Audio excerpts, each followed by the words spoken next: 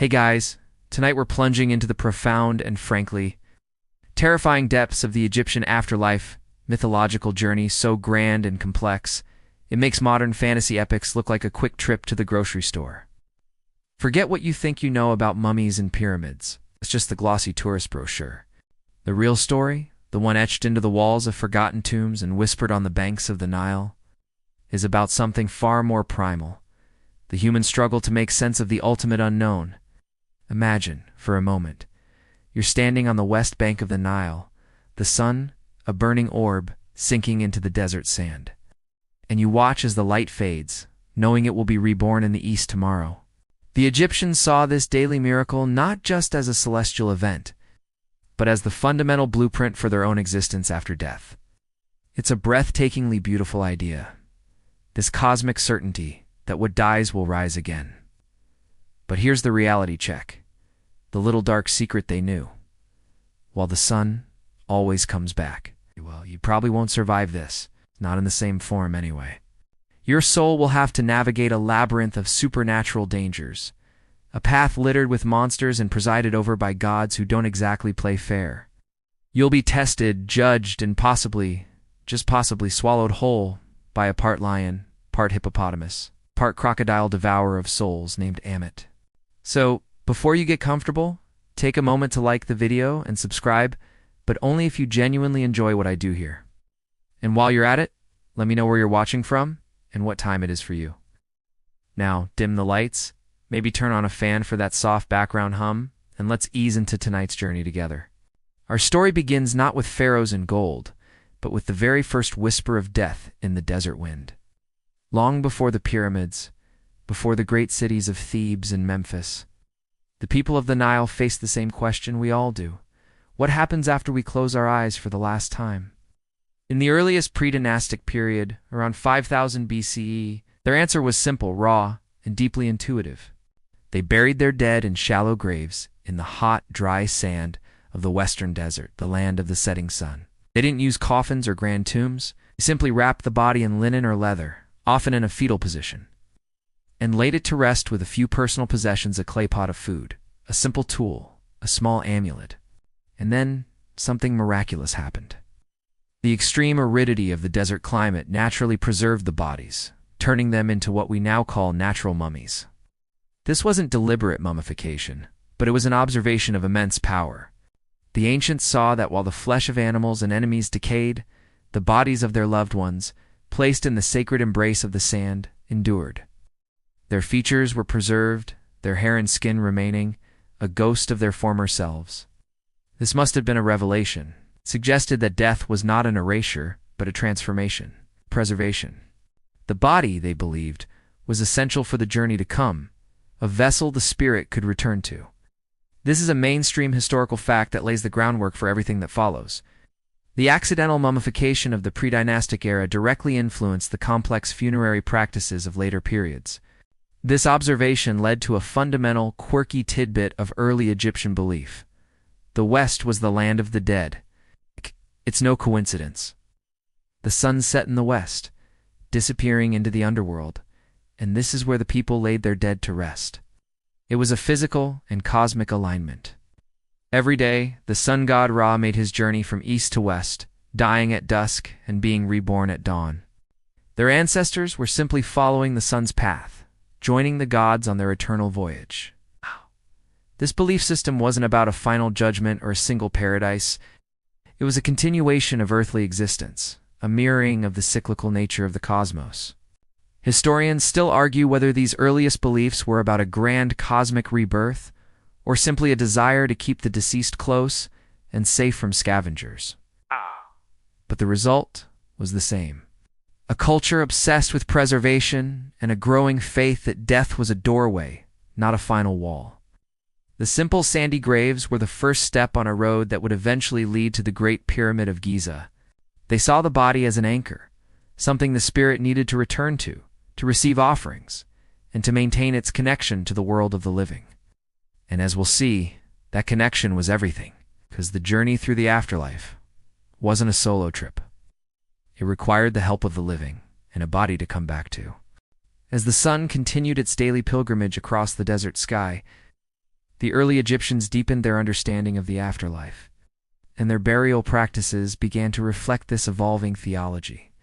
The simple desert grave, while effective, lacked a certain intentionality. It was too reliant on the whims of nature. So, they started to move from the passive burial to the active preparation of the deceased. We are now in the pre-dynastic period, roughly 4,400 to 3,100 BCE, a time of small agricultural communities along the banks of the Nile. The river wasn't just a source of life, it was the ultimate metaphor for death and rebirth. It flooded annually, bringing life-giving silt to the land, then receded, revealing the fertile black earth. This rhythm, this cycle of flood and renewal, mirrored the journey they now envisioned for their loved ones. Just as the Nile brought life from the chaos of the floodwaters, death was seen as a chaotic but ultimately restorative journey. During this period, burial sites became more formal, though still simple by later standards. They began to use matting, reeds, or even rudimentary wooden boxes to line the graves, protecting the body from the sand and they hoped from scavengers. But here's the quirky tidbit. This well-intentioned act had an unintended side effect.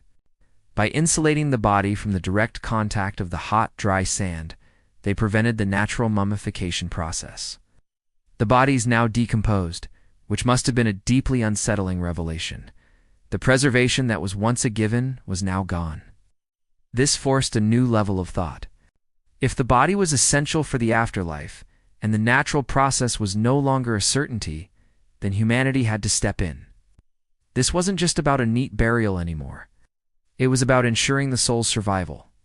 This is a crucial, historical fact. The shift from natural to artificial preservation was a direct response to a theological crisis. They realized the preservation of the body wasn't a gift from the desert, but a responsibility they had to take upon themselves. The deceased were now buried in a fetal position, as if waiting to be reborn. Their graves, often located on the western bank of the Nile, were stocked with more elaborate grave goods. It wasn't just a pot of food, it was a small toolkit for the afterlife. Miniature models of boats, tools, and servants began to appear, suggesting a belief that the deceased would need to work, to sail, to live in this new realm just as they had in the old. The journey wasn't to a single place, but through a new landscape, a cosmic extension of the Nile Valley. You can picture it. A soul, newly departed, standing on the banks of a spectral Nile, a small clay boat waiting to ferry them to the next stage. It was a watery, terrestrial version of the afterlife, a stark contrast to the later cosmic star-filled journey. This is where we see the first inklings of a belief system that tied the fate of the individual directly to the landscape around them. Their eternal home would be a mirror of the one they left behind, only better, more perfect, freed from the struggles of earthly life. Historians still argue whether this transition was a slow cultural shift or a more abrupt change driven by a new religious idea. Was it a gradual realization that the body needed more care, or was there a new divine decree that the afterlife was more structured than previously thought? We can't know for sure, but the archaeological record shows a clear trend toward greater complexity and care. The simple, organic graves gave way to lined pits, then to mud brick structures, and eventually to the first proto-pyramids. This all points to a singular, unwavering belief that the afterlife wasn't just a passive state of being, but a highly active ritualistic process that required meticulous preparation. Death was no longer a destination. It was a grand, epic journey. And to make that journey, you had to be equipped. You needed food, tools, and a body. But a body that was more than just preserved. It had to be immortalized. This shift from a simple, desert-based belief to a complex, ritual-based one set the stage for the next great leap in Egyptian funerary thought, the creation of a celestial afterlife. Because what do you do with a body that is meant to last forever? You build a house for it that is meant to last even longer. With the accidental mummification gone, the early Egyptians were now faced with a new challenge: how to deliberately preserve the body for the afterlife. This necessity spurred an immense evolution in their funerary practices, a transition that marks a pivotal moment in the development of their belief system. We're moving from the simple, sand-swept graves of the pre-dynastic era to the dawn of monumental architecture. A shift from honoring the individual to attempting to defy time itself. You can imagine the frustration. A body carefully laid to rest, only to be found decayed and unrecognizable later. This wasn't just a disappointment, it was a theological crisis. If the body was the vessel for the soul, and that vessel was failing, what hope was there for the journey to the field of reeds? This crisis led to a remarkable innovation, the mastaba tomb. Mastaba was a rectangular flat-top structure with sloping sides, built over a burial chamber dug deep into the ground. It was a word we stole from the Arabic for stone bench, because that's what they looked like. Inside, the burial chamber was now completely sealed off from the elements, ensuring that the body, while no longer naturally preserved, was at least safe from the elements and from grave robbers. But this also meant the body was completely out of sight. A quirky tidbit: to solve this, the mastaba often had a serdab, sealed chamber containing a statue of the deceased, with small peepholes for the Ka soul to look out and receive offerings. It was a kind of spiritual CCTV system. It was this shift, from direct contact with the sand to an enclosed, man-made structure, that accelerated the need for artificial mummification. They were now in a race against nature, using ritual and preservation techniques to accomplish what the desert once did for free. This is a mainstream historical fact that couldn't be overstated. The invention of the mastaba was the first step toward the pyramids. The mastaba wasn't just a tomb, it was a permanent house for the dead, a place where the family of the deceased could come and make offerings. Ensuring the Ka and Batha spiritual elements of the deceased had everything they needed for their journey. The structure itself represented stability and permanence in a world of flux. You can almost feel the collective relief when the first of these solid structures were built. It was a physical manifestation of their belief that death was a manageable transition, not an unmitigated disaster. The soul was no longer at the mercy of the elements, it had a safe home. And as these tombs grew in size and complexity, they began to reflect a more nuanced understanding of the afterlife.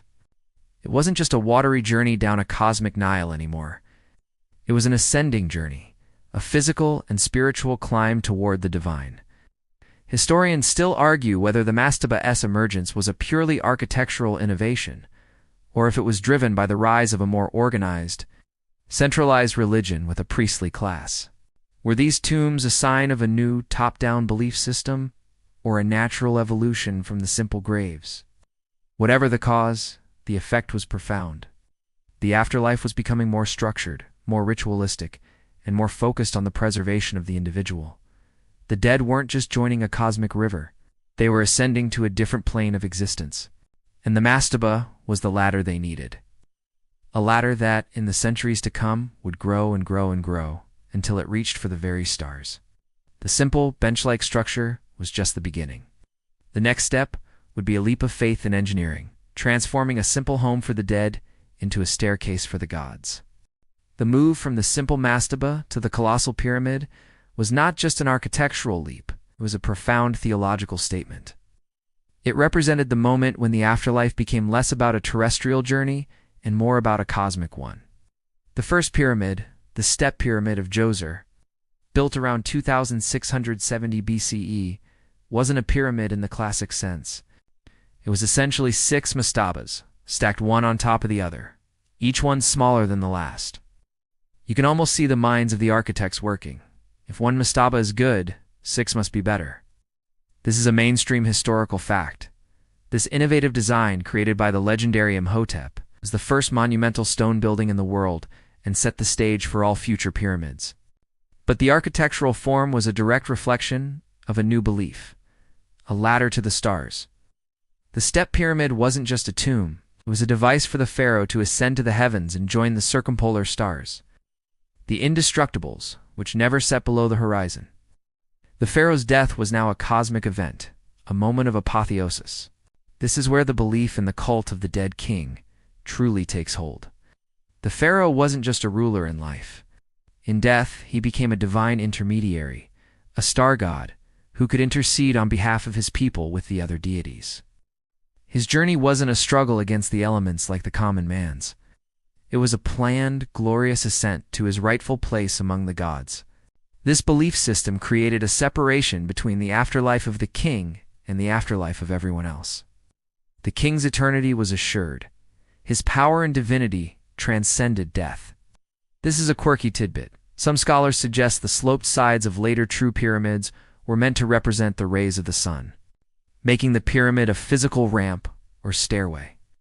For the pharaoh to climb to the sun god Ra, you can imagine the scene: the king's body, meticulously prepared, sealed away in the heart of this stone mountain.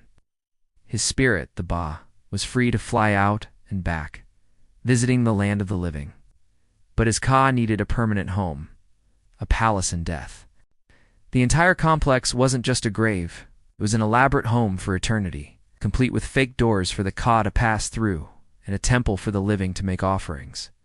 The afterlife for the pharaoh was no longer just a journey, it was an eternal celestial reign. Historians still argue whether the pyramid's true purpose was primarily religious, a cosmic launch pad, if it was a grand public work project designed to unify the kingdom under a single powerful ruler. Was it about theology, or was it about power? The two were almost certainly intertwined.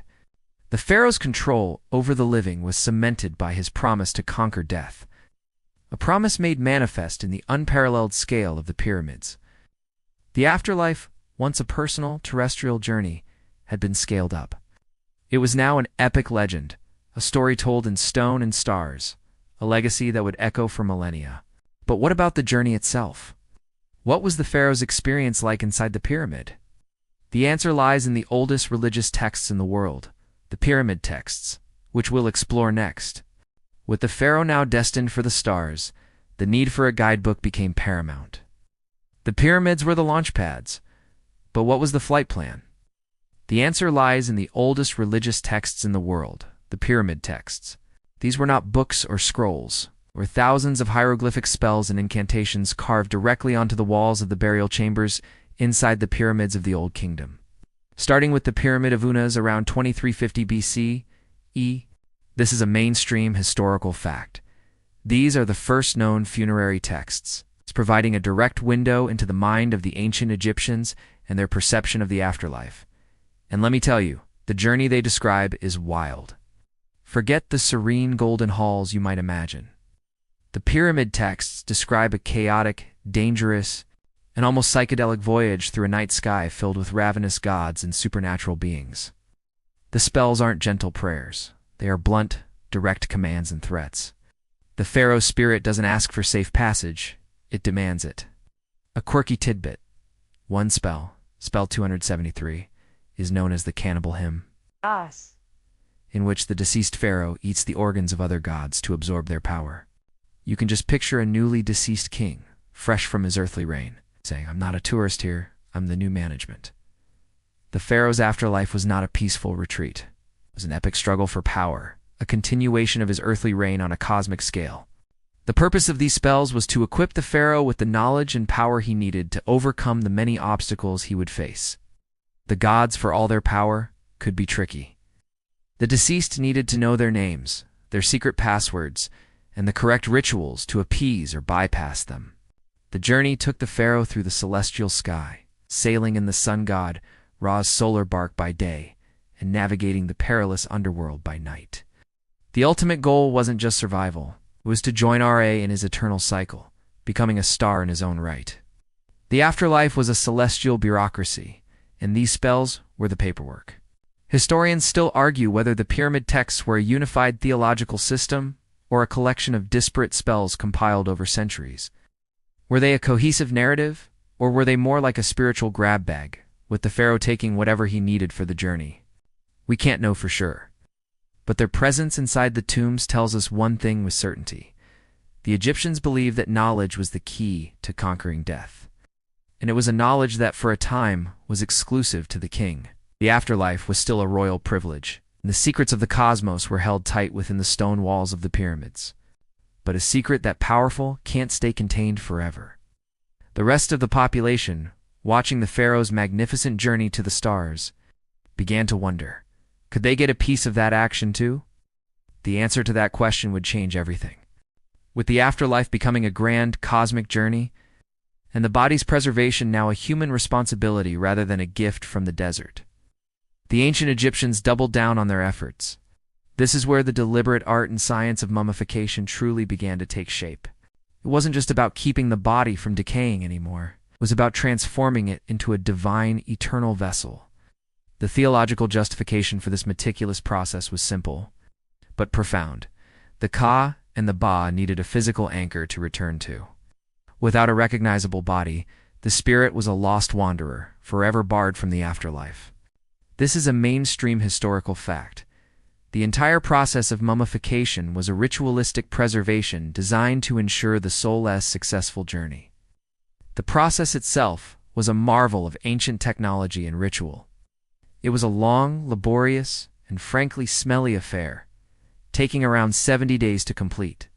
You can imagine the embalmer's shop, a humid space filled with the scent of natron, frankincense, and linen. First, the internal organs, the stomach, intestines, liver, and lungs, were removed, meticulously washed, and placed in what we now call canopic jars. Each one watched over by a son of Horus, a quirky tidbit. The one organ that was left inside the body was the heart. The Egyptians believed the heart was the seat of intelligence, emotion, and memory, and it was essential for the final judgment in the afterlife. The brain, however, was considered to be useless and was unceremoniously pulled out through the nose with a hook and discarded. Not exactly a glowing review of our most cherished organ. After the organs were removed, the body was packed and covered in natron salt, a naturally occurring compound that acted as a powerful drying agent. It would lie in this salt for around 40 days, dehydrating and turning into a shell of its former self. Once dry, it was washed, anointed with fragrant oils, and meticulously wrapped in thousands of feet of linen bandages. This was not a quick job. Layer after layer was applied, often with amulets and protective charms slipped between the layers, each one serving a specific purpose. The Ankh for life, the scarab beetle for rebirth, and the Eye of Horus for protection. Historians still argue whether the primary motivation for mummification was purely religious, or if it was also a status symbol. Was the complexity of the mummification process a reflection of a deep, spiritual belief, or was it a way for the wealthy and powerful to show their status in death, just as they did in life? The truth is likely somewhere in the middle. The more resources one had, the more elaborate the tomb, and the more meticulous the mummification. Grand display of earthly power extending into the next world. But regardless of its social function, the ritual's theological purpose was clear. The body was now ready for its final transformation. It was no longer a mortal coil. It was a divine duplicate, an eternal vessel for a soul preparing for its grand journey. The next step was to understand what exactly that soul was, because as they would soon realize, a single soul wasn't enough for the trip. With the body preserved, the Egyptians turned their attention to the soul itself. They didn't see the human spirit as a single, indivisible entity. Instead, it was a complex tapestry of different elements, each with its own purpose and function, both in life and in death. This is a mainstream historical fact. The Egyptians believed the soul was composed of at least 4 distinct parts: the Ka, the Ba, the Ak, and the Shoyat. Understanding these divisions is the key to unlocking the true complexity of their afterlife beliefs. First, there was the Ka. The Ka was a person's life force, or spiritual double. It was born with you and lived with you, but it was not the same as you. It was the essential spark that distinguished a living person from a dead one. When you died, the Ka separated from your body, but it still needed a place to reside. This is where the meticulous preservation of the body and the creation of statues came in. The Ka could eat, drink, and live an eternal version of its earthly life, but it needed to be nourished with offerings from the living. Without a physical home, the Ka was a homeless, starving ghost. This is why the mastabas and pyramids had offering chambers, and why a statue of the deceased was so important. It gave the Ka a place to rest and receive sustenance. A quirky tidbit: the famous statues found in tombs with their serene, unblinking eyes were not just a representation of the dead. They were a second home for the Ka, a backup body in case the original was ever damaged. Next, there was the Ba. The Ba was the part of the soul that represented a person's unique personality, their character, and their intelligence. It was often depicted as a human-headed bird, and unlike the stationary Ka, the Ba was free to fly from the tomb and travel between the world of the living and the world of the dead, could visit family, see the sun, and reconnect with the life it once knew. Think of it as your modern-day consciousness, but with wings. The Ba was the part of you that remembered your life, your loved ones, and your home. Its freedom was contingent on the body's safety. If the body was destroyed, the Ba had no place to return to and was trapped, unable to continue its journey. This is why the preservation of the body was not just a luxury, but an absolute necessity. Then came the Ak. This was the final, transfigured form of the deceased, the culmination of the entire funerary process. The Ak was the spirit that ascended to the heavens and joined the gods, or in later periods, the realm of Osiris. It was the spirit that had successfully navigated the dangers of the underworld and had been judged worthy. The creation of the Osi was the ultimate goal, a divine transformation that made the deceased an effective one, or a glorious one. It was the ultimate promotion, from mortal to immortal. Finally, there was the Shoit, or shadow. The Egyptians believed that every person had a shadow. This shadow was also a part of their soul, a representation of their essence. Like the Ba, the Shoit was able to move freely and was often seen as a protective entity. Historians still argue whether these concepts were held by all Egyptians, or if they evolved and changed over time. Were different beliefs coexisting? Were the Ka and Ba seen as two completely separate entities, or two aspects of a larger spiritual whole? The truth is that the Egyptian worldview was not monolithic. It was a layered belief system that grew and changed over thousands of years, with new ideas being added to old ones. What remains constant, however, is the idea that the soul was not a single fragile thing, but a collection of interconnected parts, each needing its own form of care and protection to survive the ultimate journey. And that journey, as we'll see, was just as fragmented and complex as the soul itself. With the soul's components now understood, the Egyptians turned their attention to the great celestial journey that awaited them. For the pharaohs of the Old Kingdom, and by extension for all of Egypt, the afterlife was inextricably linked to the sun god Ra. Ra was not just a deity. He was the very engine of the cosmos.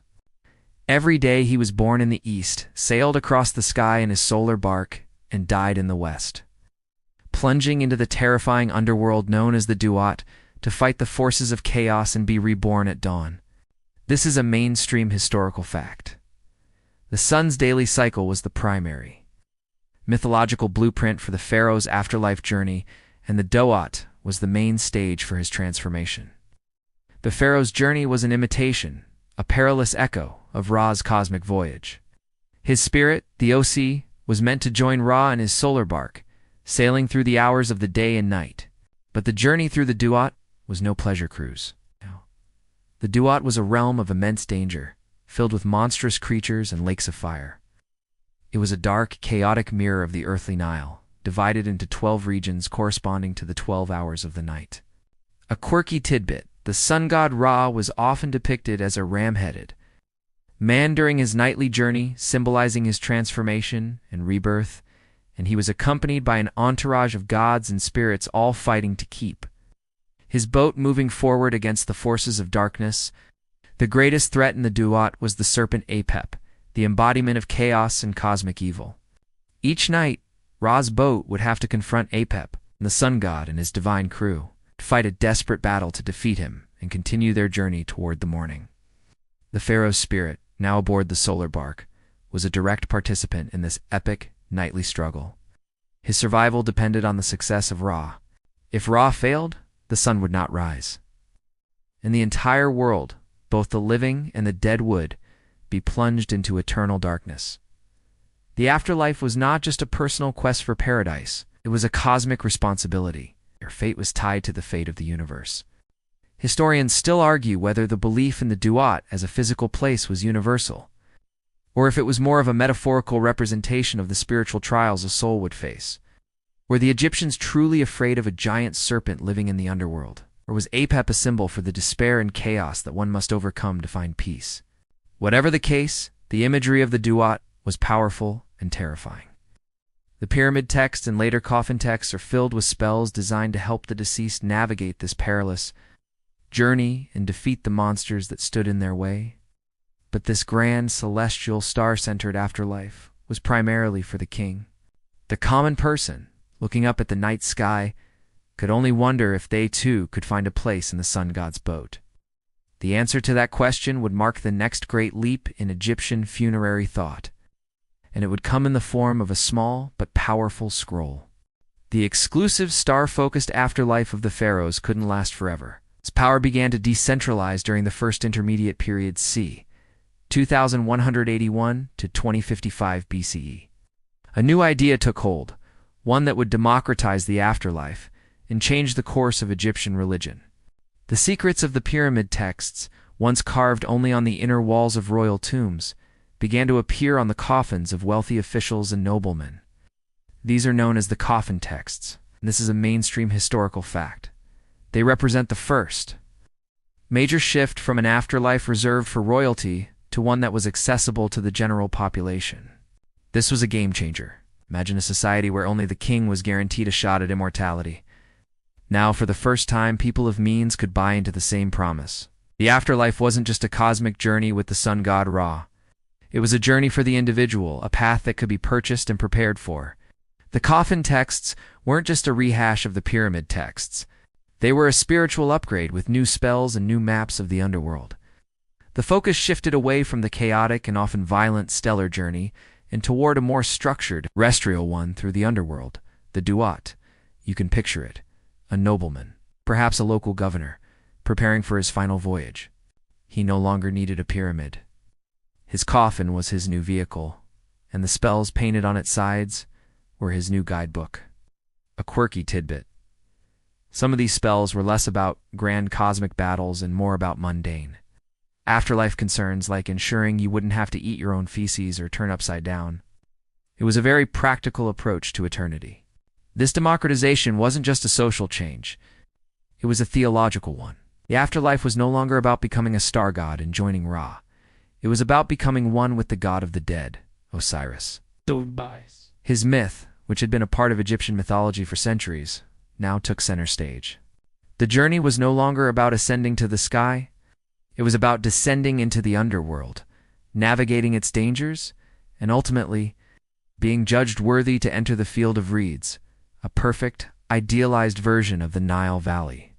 Historians still argue whether this democratization was a top-down decision made by a new class of priests, or if it was a grassroots movement that forced the priestly class to adapt. Was it a theological innovation or a social one? We can't know for sure, but the result was the same. The afterlife was no longer an epic legend for the few, but a personal journey for the many. The path to immortality, once held by the king, was now for sale. This shift from the celestial to the chthonic, from Ra to Osiris, would set the stage for the most famous part of the Egyptian afterlife, the Great Judgment of the Heart. The democratization of the afterlife brought with it a shift in its very geography. The focus, once squarely on the celestial heavens and the sun god Ra, began to descend. The afterlife was no longer primarily a star-studded cosmic journey, but a chthonic, underworldly one. This is a mainstream historical fact. The rise of the god Osiris, as the central figure of the afterlife, marked a major theological shift from a solar cult to a funerary cult. Ra was the king of the living, but Osiris was the king of the dead. And the souls of all Egyptians, not just the pharaohs, were now aspiring to join him. The journey to the afterlife was no longer about climbing a ladder to the sky. It was about navigating the Duat, the underworld, a realm of immense spiritual and physical dangers. This underworld, however, wasn't a place of punishment like the hells of later religions. It was a place of transformation, a crucible where the soul was purified before it could reach paradise. You can picture the scene. A newly deceased person, their body a mummy. Their ba now a bird flying freely. Their ka still in the tomb, but their spiritual essence now on a new path. This path was a dark, winding river with 12 gates, each one guarded by a different monster and a different spell. A quirky tidbit. The Egyptians saw the underworld as a reverse mirror of the Nile Valley, with its own fields, rivers, and even a lake of fire. It was a terrifying yet familiar landscape, The shift to an Osiris-centric afterlife was a profound change. It introduced a concept that was almost entirely absent from the earlier Ra-centric beliefs: judgment. While Ra was a cosmic force, Osiris was a moral one. His myth, which we'll get to in the next section, was a story of justice, betrayal, and resurrection. To become one with Osiris, you had to be found worthy. Your life had to be judged. This was a completely new and deeply personal element. It meant that your fate in the afterlife wasn't just about what family you were born into or what tomb you had. It was about how you lived your life. Historians still argue whether this shift was a natural evolution of existing beliefs or if it was a deliberate theological innovation by a new priestly class. Did the people's desire for a more personal, moral afterlife force the change? Or was it a top-down decision to consolidate power around a new set of beliefs? The debate continues, but the outcome is clear. The afterlife was no longer a royal privilege. It was a universal promise, one with a universal condition: righteousness. The ultimate destination was no longer the celestial sky, but the field of reeds, a perfect, heavenly version of Egypt, where the deceased could live in peace for all eternity. But to get there, you had to face the ultimate judge. And his myth, the epic tale of Osiris, was the very foundation of this new belief system. With the democratization of the afterlife, a new king came to power in the underworld: Osiris. His myth is not just a story, it is the moral and spiritual foundation of the Egyptian afterlife. It's a narrative of betrayal, death, and resurrection that offered hope to every single person, not just the pharaoh. This is a mainstream historical fact. The myth of Osiris became the most important and enduring tale in all of Egyptian mythology, providing the blueprint for the afterlife journey for millennia. The story goes like this. Osiris, the god of vegetation and the Nile, ruled the world as a wise and benevolent king, bringing civilization to humanity. His jealous brother, Set, the god of chaos in the desert, plotted his murder. In a fit of rage and envy, Set tricked Osiris into a beautiful coffin, sealed it shut, and threw it into the Nile. The coffin, with Osiris's body inside, floated out to sea and eventually washed ashore in the land of Byblos. Osiris's heartbroken sister-wife, Isis, the goddess of magic and motherhood, embarked on a desperate quest to find his body. After a long and perilous search, she found it and brought it back to Egypt. But her victory was short-lived. Set, in a final act of desecration, found the body, tore it into 14 pieces, and scattered them across the land.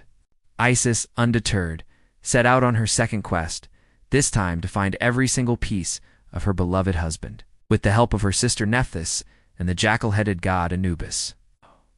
She painstakingly gathered all the pieces, all except for one, which had been eaten by a fish. Using her immense magical power, Isis reassembled Osiris, and using her wings fanned a spark of life back into him. A quirky tidbit. Some versions of the myth say she fashioned a new phallus out of clay or wood to complete his body, symbolizing his impotence in the earthly world but his power in the next. She then magically conceived a son with him, Horus, who would one day avenge his father. Osiris, now a resurrected but broken god, could no longer rule the land of the living. Instead, he descended to the underworld, where he became its king and judge. His resurrection was not a full return to life, but a transformation into a new, divine being. He became the first mummy, the ultimate example of a being who had conquered death. This is why you often see Osiris depicted with green or black skin, symbolizing vegetation, and the fertile black earth of the Nile, a direct reference to his role as a god of rebirth. His story was a promise. Death was not a finality, but a transformation. Anyone who lived a righteous life and underwent the proper rituals could, like Osiris, be resurrected in the afterlife. Historians still argue whether the myth of Osiris was a primordial story that existed before the pharaonic dynasties, or if it was developed later to provide a more relatable and moralistic foundation for the afterlife. Was it a timeless truth or a convenient narrative? Whatever its origin, the story of Osiris offered a profound and simple message: suffering and death could be overcome, and justice in the end would prevail. It also introduced the concept of the ultimate test, the moment when every soul would stand before Osiris and be judged. That judgment and the terrifying scales that awaited them is what we'll explore next. The journey to the afterlife, once a chaotic, star-filled race to join the sun god, had now become a moral test. The central event, the one that every single Egyptian, from pharaoh to peasant, now had to face, was the weighing of the heart. This is a mainstream historical fact. This ritual, presided over by Osiris, was the pivotal moment of judgment, and its outcome determined the soul's eternal fate. You can imagine the scene, a ghostly, silent courtroom deep within the underworld, the air thick with anticipation. You are standing before a tribunal of 42 judges, all of them gods, each one a silent witness to your life. The scene, as depicted in countless papyri and tomb paintings, is one of the most iconic images in all of world mythology. In the center of the room stands a set of scales. On one side is your heart, not the fleshy organ, but the spiritual core of your being, your conscience, your emotions, your memories. It is your entire life personified. On the other side of the scale is the feather of Mat, the goddess of truth, justice, and cosmic order. The feather is impossibly light, symbolizing the universal standard of righteousness. A quirky tidbit. The feather of Mat wasn't just a symbol. It was the very essence of cosmic balance. If your heart was heavy with sin, with lies, with betrayals, it would sink, tipping the scales. If you had lived a life of truth, a life in balance with the universe, your heart would be as light as the feather itself. The ritual was presided over by two key figures: the jackal-headed god Anubis, the guardian of the scales, and the guide of the dead, would carefully place your heart on one side. The ibis-headed god, the god of wisdom, writing, and truth, would stand by, with his scribe's palette, ready to record the results. But there was another presence in the room, one far more terrifying. Crouching beneath the scales was the demon Ammit, a creature with the head of a crocodile, the body of a lion, and the hindquarters of a hippopotamus. Ammit, whose name means the devourer, was a personification of the ultimate punishment. If your heart was found to be heavy, if you failed the test, Ammit would instantly devour it. Your soul would be utterly destroyed, erased from existence, forever denied the promise of the afterlife. Historians still argue whether the concept of the weighing of the heart was a simple, literal belief, or if it was a sophisticated moral and psychological system designed to encourage ethical behavior in the living. Was the threat of Ammit a real fear, or was it a powerful metaphor for the ultimate consequences of a life lived without balance? Whatever the case, the ritual was a powerful motivator. It taught the Egyptians that their actions in life had eternal consequences. The afterlife was no longer just a preordained journey. It was a meritocracy. To pass the test, you had to be prepared. Not just with a well-preserved body and a stocked tomb, but with a pure heart. Passing the weighing of the heart was the ultimate goal, but the journey through the underworld was far from over. Even a righteous soul with a heart as light as Mat's feather had to navigate a landscape filled with spiritual and physical dangers. The Duat, the underworld, wasn't a single place. It was a series of trials, each one more perilous than the last. This is a mainstream historical fact. The Egyptians saw the underworld as a highly structured realm, a labyrinth of gates, rivers of fire, monstrous guardians, each one requiring a specific spell or secret name to pass. You can almost feel the anxiety of the deceased, a sense of dread as they approach each new obstacle. The Book of the Dead, which was the ultimate guidebook for this journey, contained a variety of spells to overcome these dangers. There were spells to help you identify the gods, spells to protect you from demons, and spells to give you the ability to speak the secret names of the gatekeepers. A quirky tidbit. One spell, Spell 125, it's a list of negative confessions that the deceased had to recite before the judges of the underworld. It was a kind of I have not list, where you would declare, I have not stolen, I have not told lies, I have not caused pain. It was a declaration of your ethical purity, a final plea to the gods that you were worthy of passage. The underworld was populated by a variety of terrifying creatures. There were serpents that could spit fire, lakes of fire, and boiling water, and demons with names like Eater of the Ass and He who lives on the blood of his victims. A soul that was unprepared. or that did not have the right spells, would be trapped in this terrifying landscape forever. The spells in the Book of the Dead were the only thing standing between the soul and these monsters. They were a kind of spiritual armor, a verbal shield against the forces of chaos. Historians still argue whether the Book of the Dead is meant to be a literal guide for a physical journey, or a metaphorical one for the spiritual trials of the soul. Were the lakes of fire real, or were they a symbol for the immense fear and suffering one must overcome to find peace? The truth is likely somewhere in the middle. For the average Egyptian, the line between the literal and the symbolic was probably blurred. The threat was real enough to warrant spending a fortune on a scroll filled with spells. The Book of the Dead wasn't just a book of funerary texts. It was a life insurance policy for eternity. And if you made it through all the terrors of the underworld, if you survived the judgment and the monsters, a reward of unimaginable beauty awaited you. Perfect, idealized land of endless peace and prosperity. After a soul successfully navigated the perilous underworld and passed the ultimate test of the heart, the reward was a paradise of unimaginable beauty and peace. This was the Field of Reeds, or Aru, the ultimate destination for the righteous. It was not a distant, ethereal heaven, but a perfect, idealized version of the world they had left behind. This is a mainstream historical fact. The Field of Reeds was depicted as an agrarian paradise, lush and fertile landscape crisscrossed by canals, filled with bountiful harvests and eternal sunshine. It was a place where all of a person's earthly desires were met, but without any of the earthly struggles. You can picture it now.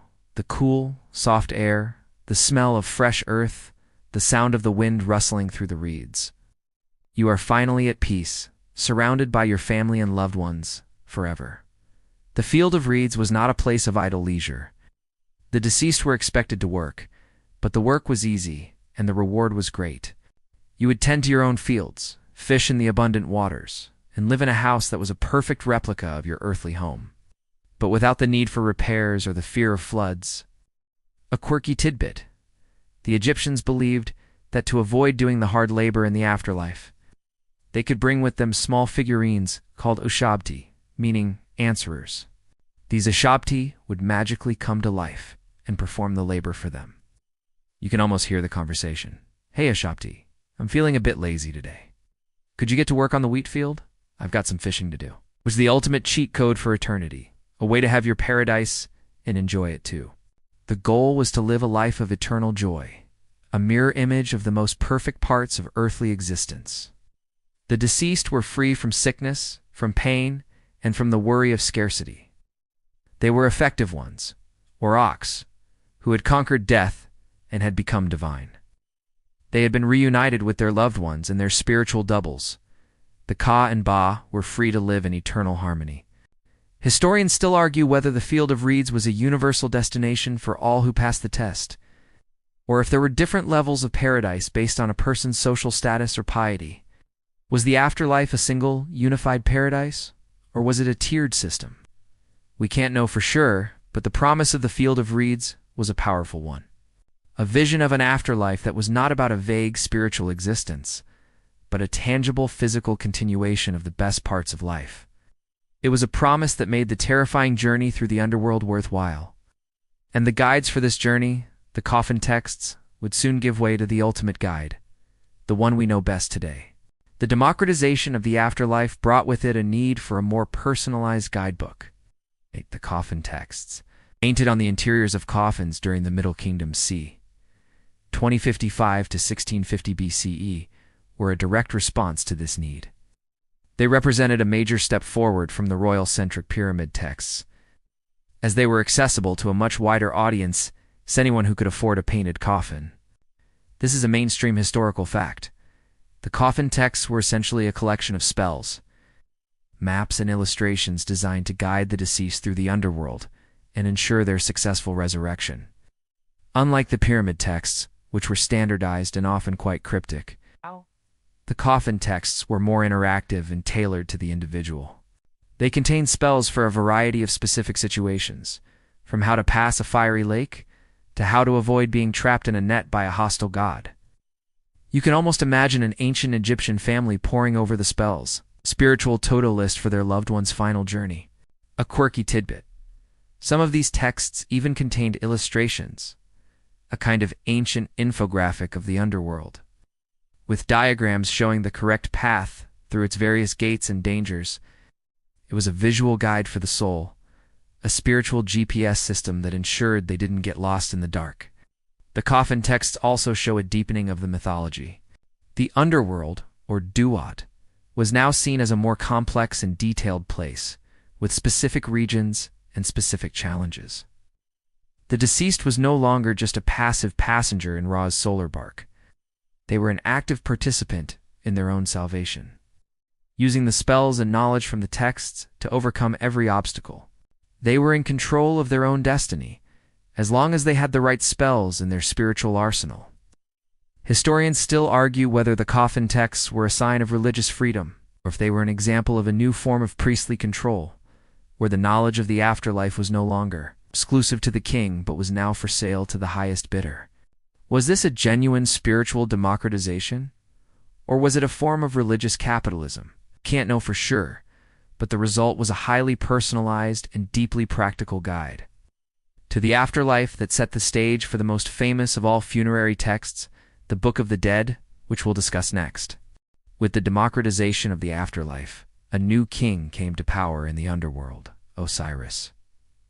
His myth is not just a story, it is the moral and spiritual foundation of the Egyptian afterlife. It's a narrative of betrayal, death, and resurrection that offered hope to every single person, not just the pharaoh. This is a mainstream historical fact. The myth of Osiris became the most important and enduring tale in all of Egyptian mythology, providing the blueprint for the afterlife journey for millennia. The story goes like this. Osiris, the god of vegetation and the Nile, ruled the world as a wise and benevolent king, bringing civilization to humanity. His jealous brother, Set, the god of chaos and the desert, plotted his murder.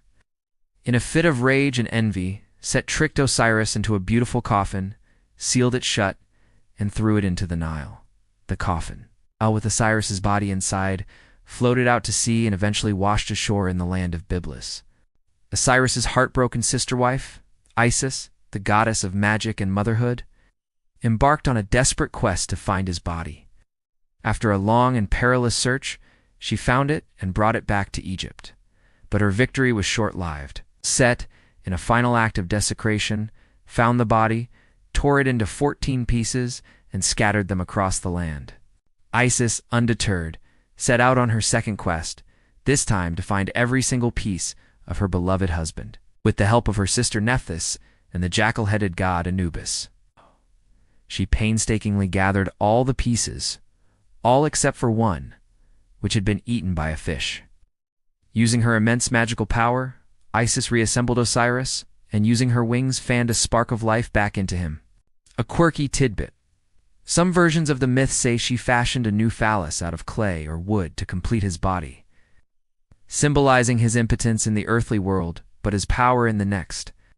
She then magically conceived a son with him, Horus, who would one day avenge his father. Osiris, now a resurrected but broken god, could no longer rule the land of the living. Instead, he descended to the underworld, where he became its king and judge. His resurrection was not a full return to life, but a transformation into a new, divine being. He became the first mummy, the ultimate example of a being who had conquered death. This is why you often see Osiris depicted with green or black skin, symbolizing vegetation, and the fertile black earth of the Nile, a direct reference to his role as a god of rebirth. His story was a promise. Death was not a finality, but a transformation.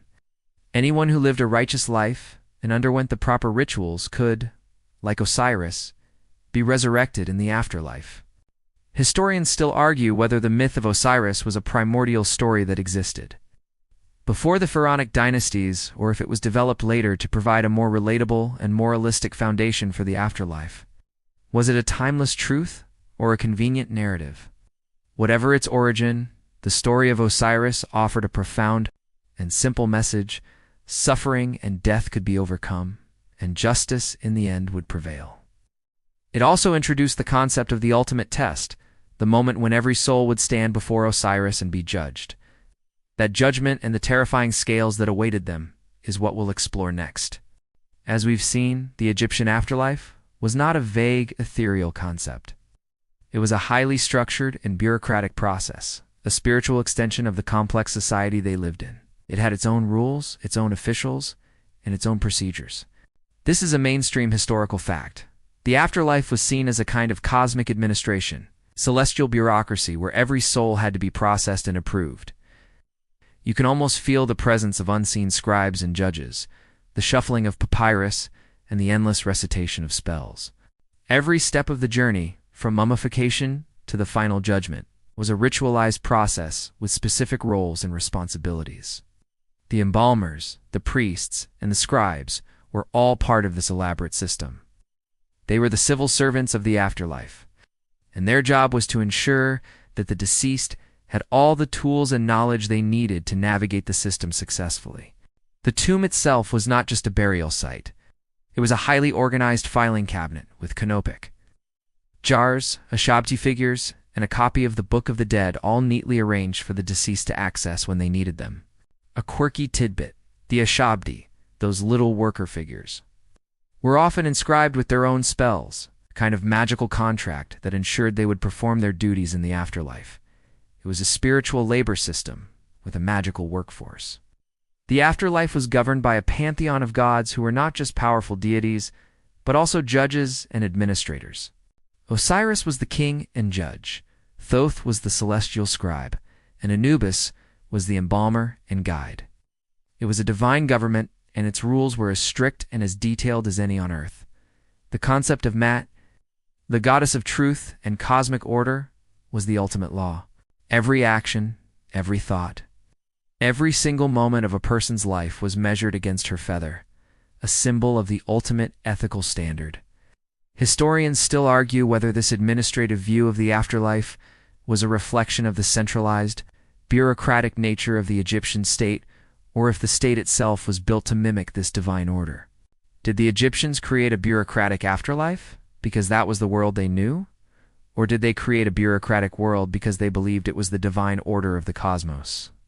The two were almost certainly intertwined. The afterlife was a perfect, idealized version of their own society, a promise that order and justice would ultimately prevail in life and in death. And within this complex administration, everyone had a role to play, even the women, whose paths to the afterlife were just as important and just as unique. Within this complex celestial bureaucracy, the roles of men and women were distinct, yet equally important, even in death. The Egyptian afterlife was a mirror of their earthly society. Just as women held a special and powerful place in life, they did so in death as well. This is a mainstream historical fact. Women, especially those of high status, were often buried with their own funerary texts, in spells, and were promised the same eternal paradise as men. You can imagine a noblewoman, her body carefully prepared, her coffin painted with the same elaborate maps and spells as a man's, ready to face the gods and judges of the underworld. Her path to eternity was her own. However, there was a subtle but important difference in the afterlife roles. While men were often depicted as agriculturalists in the field of reeds, tilling the soil and tending the fields, women were often shown as weavers, musicians, or overseers of the household.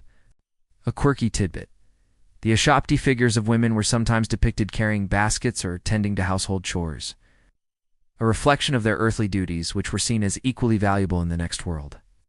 The afterlife was not just about physical labor. It was about the continuation of a person's entire life, with all its joys and responsibilities. The most powerful female deities in the afterlife, like Isis and Nephthys, were not just powerful, they were essential.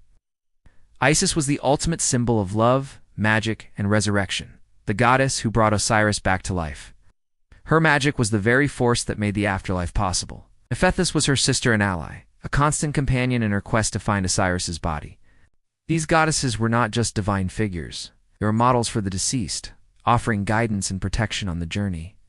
Their power was not martial but magical and maternal, and it was seen as just as important as the power of the male gods. Historians still argue whether the apparent gender division of labor in the afterlife was a reflection of a real social division, or if it was a more symbolic representation of cosmic harmony, with each gender playing a vital but different role in the eternal order. Was this a rigid system of eternal gender roles, Or was it a beautiful metaphor for a society where men and women worked together in perfect balance? We can't know for sure, but what is clear is that the Egyptian afterlife was not a man's world.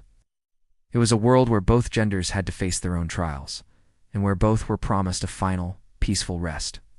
And that peace, as we'll see, was not something to be taken for granted. It had to be defended even after death from the most human of threats. The peace of the Egyptian tomb and the promise of a successful afterlife was a fragile thing. Grave robbers were a constant and terrifying threat, not just to the material wealth of the deceased, but to their eternal salvation. If a tomb was plundered and the body or its magical goods were destroyed, the soul, the Ka and Ba, could be stranded forever, a starving ghost in the afterlife. To combat this very human problem, the Egyptians created the famous curses of the tombs. This is a mainstream historical fact. The curses were not just a mystical threat.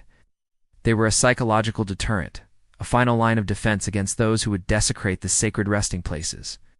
You can imagine a tomb worker, perhaps an artisan or a priest, meticulously carving the hieroglyphs of a curse onto a tomb wall. The words were not a simple "enter at your own risk." They were a detailed and often terrifying list of calamities that would befall the grave robber.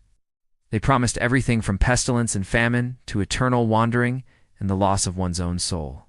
The curses often invoked the names of powerful gods, like Ra and Osiris, as well as the deceased themselves, who, as a powerful ACH in the afterlife, could bring their own divine wrath to bear. A quirky tidbit: the most famous of all curses, the Curse of the Pharaohs, was not an ancient Egyptian invention, but a modern journalistic invention, after the discovery of King Tut's tomb. While the tomb had a curse, it was not the simple, catchy phrase we know today, but a more formal, spiritual warning. The curses were a blend of spiritual belief and practical psychology. They were a way for the Egyptians to protect their loved ones in death, not just with stone and magic, but with fear. They believed that the power of the word, when spoken or written by a powerful priest, could have a very real effect on the world. The curses were the ultimate magical security system, a last resort against the unthinkable. Historians still argue whether the curses were a genuine and widely believed spiritual threat, or if they were a form of public relations. It's a way to scare away the common person from a life of tomb raiding. Were they a real magical spell, or just a sophisticated bluff? Whatever the case, they were a testament to the fact that the Egyptian afterlife was not a passive state. It was a journey that required constant vigilance and protection, even from the most mundane of threats. The deceased were not just victims. They were active participants in their own salvation, and their tomb was their fortress. And while the pharaohs had the grandest fortresses, the promise of the afterlife, the threats that came with it, were not just for them. The democratization of the afterlife meant that the promise of eternal life was no longer exclusive to the pharaoh and the elite. But how did the average Egyptian, the farmer, the artisan, or the merchant, prepare for their final journey? This is a mainstream historical fact. The afterlife was a universal belief, and even the poorest citizens made preparations, however humble, for their eternal life. Their tombs were not grand pyramids or mastabas, but simple graves, often in local cemeteries. And their funerary goods were not made of gold, but of painted wood, clay, or simple linen. You can imagine a farmer, a man who had spent his life working the land, preparing for his death. He would not have a gilded coffin, but a simple wooden one, painted with the same spells and images from the Book of the Dead that the wealthy had on papyrus scrolls. He might be buried with a few humble possessions, a clay pot of food, a wooden tool, and a simple amulet. He might not have a scribe to recite the spells for him, but he would have his own version of the Book of the Dead, a simple scroll with the most essential spells. A spiritual cheat sheet for the afterlife. A quirky tidbit: the Ushapti figures, those little magical workers, were a common burial good for the common person, a way to ensure that they would not have to do the hard labor in the afterlife. Even a poor person could afford a few of these, a magical workforce for eternity. The afterlife for the common person was a reflection of their earthly life, but idealized. Their field of reeds was not a grand palace, but a perfect farm, where the crops always grew tall and the water was always abundant. It was a promise that their hard work would finally be rewarded with eternal peace and prosperity. it was a powerful and egalitarian belief that offered hope to every person, regardless of their station in life. Historians still argue whether the common person had a deep and sophisticated understanding of the afterlife, or if they simply followed the rituals and beliefs of their time, a form of spiritual insurance. Were they truly invested in the complex mythology of the gods, or were they simply seeking to avoid the ultimate punishment of eternal annihilation? Whatever the case, their beliefs were just as real and just as powerful as the pharaohs.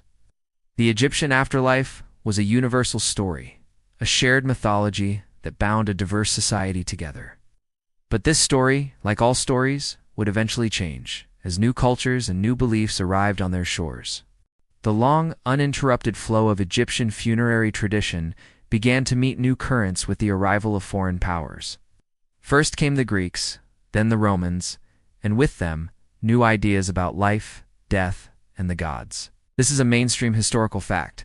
The Ptolemaic period, 332 to 30 BCE, which began with the conquest of Egypt by Alexander the Great, and the subsequent Roman period saw a unique blending of Egyptian and Greco-Roman beliefs. It was a fascinating collision of two very different worldviews. The Egyptians saw death as a transition to a familiar afterlife. The Greeks and Romans saw it as a journey to a more abstract and often less pleasant underworld. This cultural syncretism led to the emergence of new hybrid deities. The most famous example is Serapis, a god created by the Ptolemaic kings to bridge the gap between their Greek subjects and their Egyptian ones. Serapis was a blend of Osiris and the sacred bull Apis, with Greek attributes like a beard and a flowing robe. He was a god of both the underworld and the healing arts, and his cult spread throughout the Mediterranean world. A quirky tidbit: the Greeks and Romans, who were used to cremating their dead, found the Egyptian practice of mummification strange and fascinating. They adapted it for their own purposes, and Roman-era mummies, with their realistic painted portraits on the face of the coffin, are a beautiful and haunting testament to this cultural fusion.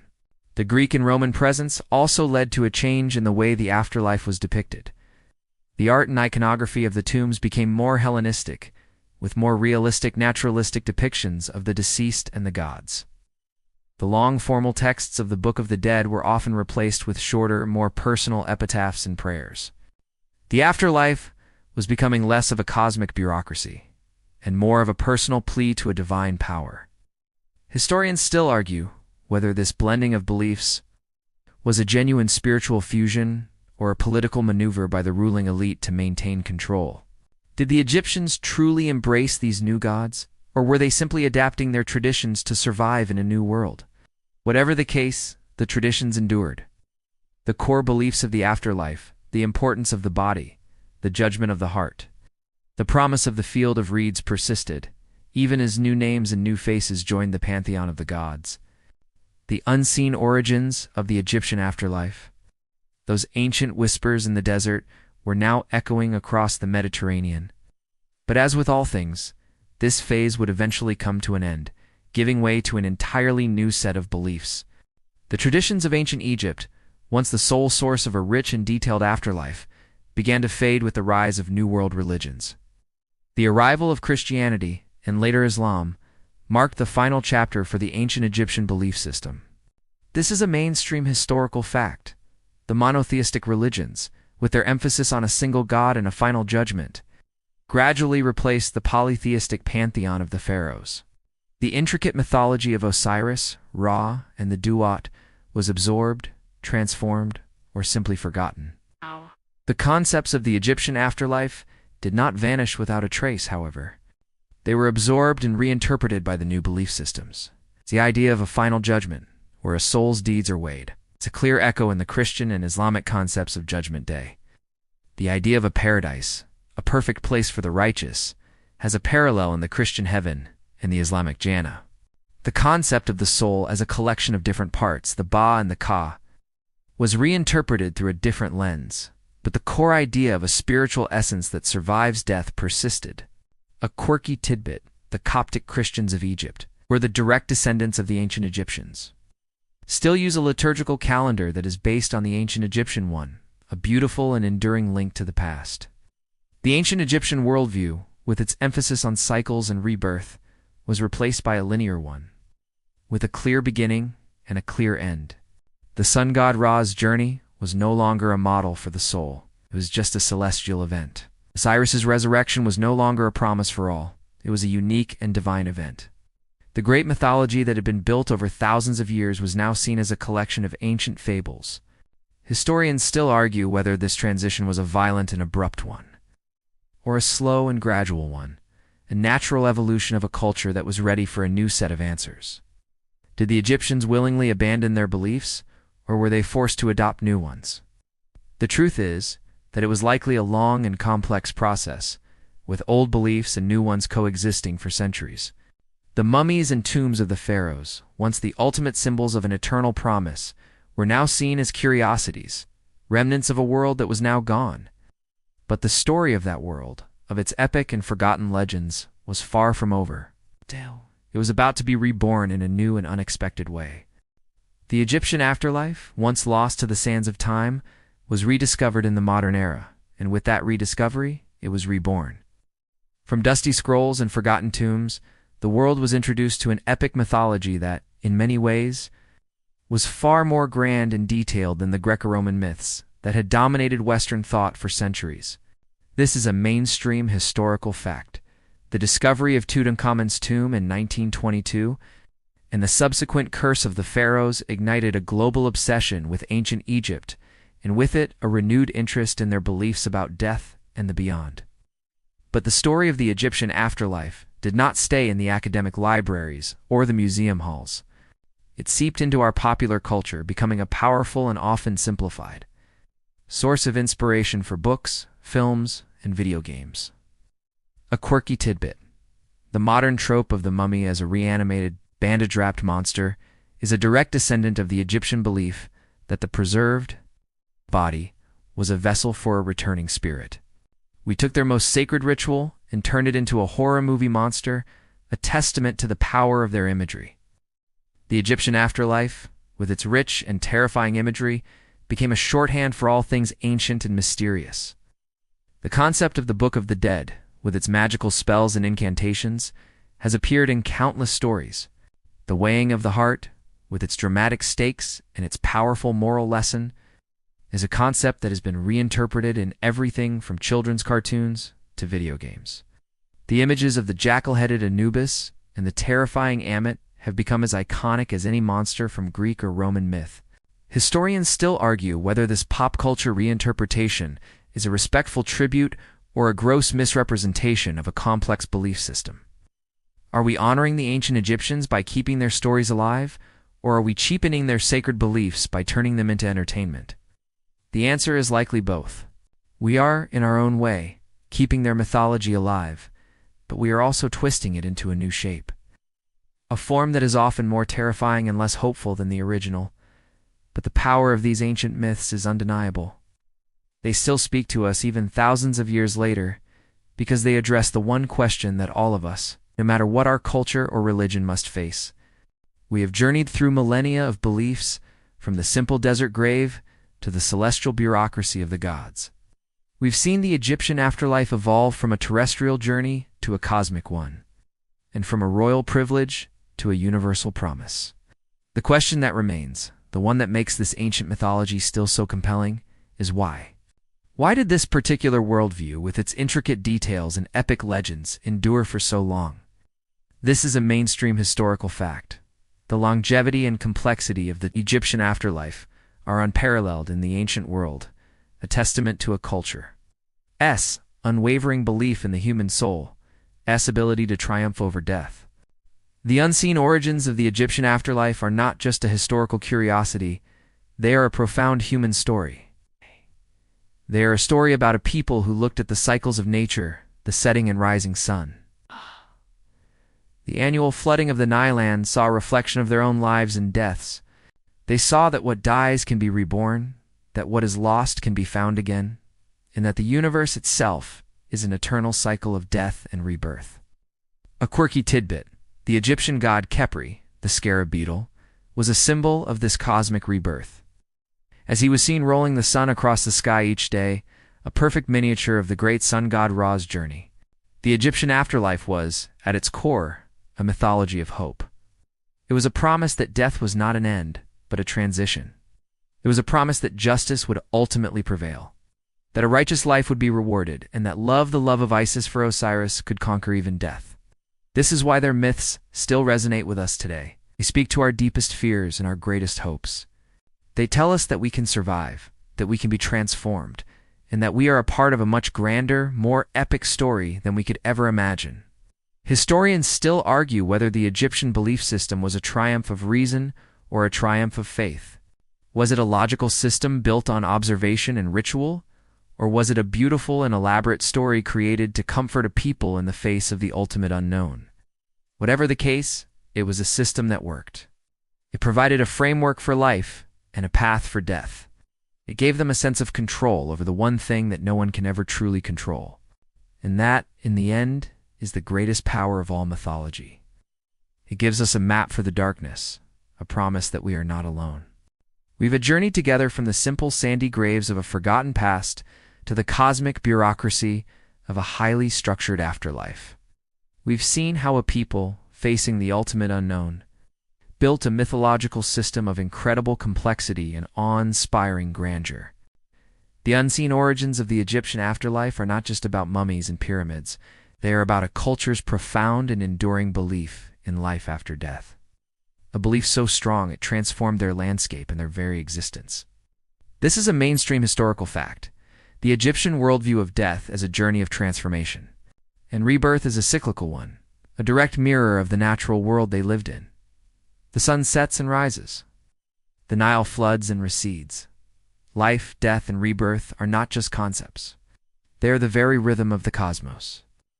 The Egyptians didn't see death as a final wall, but as a temporary interruption, spiritual chrysalis from which a new divine being would emerge.